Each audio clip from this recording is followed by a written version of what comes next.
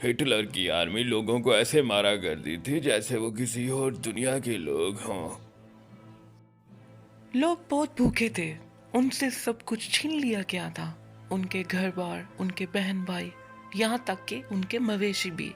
ان کے پاس کوئی پہچان نہیں تھے، بس وہ کسی کے انتظار میں تھے۔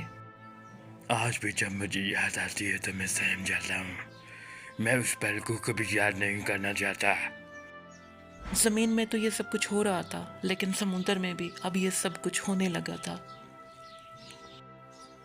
میرے لیے یہ سب کچھ دیکھنا بہت تکلیف دہ تھا۔ میرے سامنے میرے لوگ مارے جا رہے تھے، لیکن پھر بھی ہمیں یہ جنگ تو جیتنی ہی تھی، قربانی تو دینی ہی پڑتی ہے۔ میرا بیٹا میری آنکھوں کے سامنے مارا گیا اور میں کچھ نہیں کر پایا۔ یہ جنگ تھی۔ ہر طرف لاشیں ہی لاشیں تھیں، انہیں کوئی بھی دفنانے والا نہیں تھا کیونکہ سب لوگ خود مر چکے تھے۔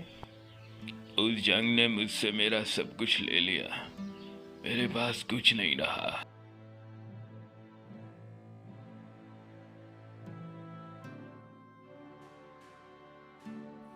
اس جنگ سے ہر کوئی پریشان تھا اور کیسے بھی کر کے اس جنگ سے چھٹکارا چاہتے تھے، لیکن اس جنگ سے چھٹکارا بہت مشکل تھا۔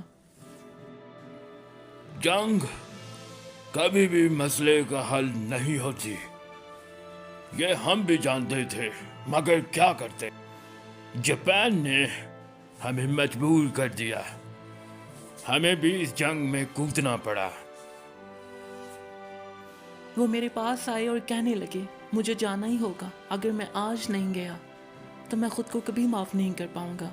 آج میرے وطن کو میری ضرورت ہے اور مجھے جانا ہے، لیکن ایک بات یاد رکھنا، میں ہمیشہ تمہارے ساتھ ہوں گا۔ اس جنگ میں ہر انسان کو کچھ نہ کچھ کرنا تھا۔ اس جنگ نے ہر ایک انسان کو پوری طرح سے جھنجھوڑ کے رکھ دیا۔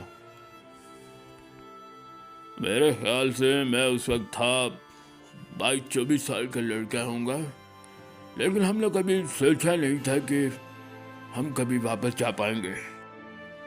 میرے سبھی دوست مارے گئے اور میں پتہ نہیں کیوں بچ گیا۔ ان کا جہاز جب ڈوب رہا تھا تو میرے دوست نے مجھے آواز دی، پر میں اس کی مدد نہیں کر پایا۔ مجھے اس بات کا ہمیشہ افسوس ہوتا ہے جب بھی یاد آتی ہے۔ میرے خیال سے میرا کام بہت مشکل تھا، کیونکہ جب بھی کوئی فوجی شہید ہو جاتا تو میری ڈیوٹی تھی کہ میں اس کو اس کے گھر پہ پہنچاؤں۔ میرے 3 بیٹے تھے اور وہ تینوں لڑ رہے تھے، لیکن وہ لمحہ مجھے آج بھی بہت ہی زیادہ دکھی کر دیتا ہے۔ مجھے بلایا گیا، میرے کمانڈر نے مجھے کہا کہ آپ کے لیے بری خبر ہے۔ میں نے کہا کیا ہوا ہے؟ اس نے کہا آپ کے 3 بیٹے شہید ہو گئے۔ ہر انسان پریشان تھا، رو رہا تھا، لیکن اس کو سمجھ نہیں آ رہی تھی وہ اپنا دکھ کسے سنا، کیونکہ اس وقت انسان کی جان بہت سستی تھی۔ میں نے اپنے کمانڈر سے کہا میرے بیٹے وطن کے لیے تھے، وطن پہ شہید ہوئے ہیں اور ہم ابھی زندہ ہیں، ہم یہ جنگ جیت کے رہیں گے۔ میرے کمانڈر نے مجھے گلے سے لگا لیا اور مجھے تھپکی دے کر کہنے لگا میں تمہارے درد کو سمجھتا ہوں، اور میرے اس وقت آنسو نکل آئے۔ انسانیت پوری طرح سے شرمندہ تھی۔ اگر یہ کہوں کہ نہ ہونے کے برابر تھی تو میرے خیال سے یہ زیادہ بہتر ہوگا۔ شہر کے شہر اور گاؤں کے گاؤں برباد کر دیے گئے۔ کچھ نازی سپاہی آئے میرے پاس اور انہوں نے مجھ سے کھانا مانگا، میرے پاس کچھ نہیں تھا۔ انہوں نے میرے چھوٹے بیٹے دیکھے اور انہیں گولی مار دی اور میری پتنی کو اپنے ساتھ لے گئے۔ اس طرح کی لاکھوں کہانیاں آج بھی ہوں گی جو تاریخ کے ساتھ تاریخ کا حصہ بن گئی ہے، لیکن سوچنے والی بات یہ ہے انسان نے اتنی تباہی کے بعد، اتنی جانوں کو قربان کرنے کے بعد کچھ سیکھا ہے، یا پھر آج بھی انسان وہی انا پرست ہے؟ مجھے بلایا گیا اور مجھے ब्रीफ किया गया इस मिशन के बारे में और मुझे कहा गया अगर तुम पीछे रहो तो ज़्यादा अच्छा होगा। मैंने कहा नहीं सर, मुझे जर्मनी को कैप्चर करना है, इस मिशन में मुझे जाना है।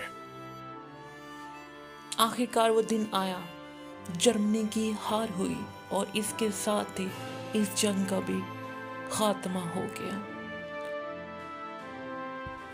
हम जर्मनी में दाखिल हो गए और मेरे कमांडर ने मुझे कहा कि कैप्चर करना है हिटलर के बंकर को।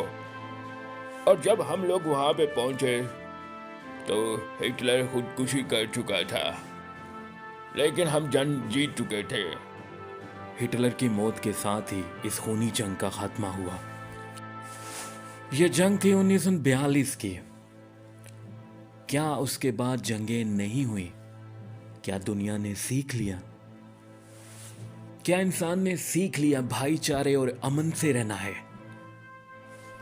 अगर मुझसे पूछें तो हरगिज नहीं, इंसान ने कुछ नहीं सीखा।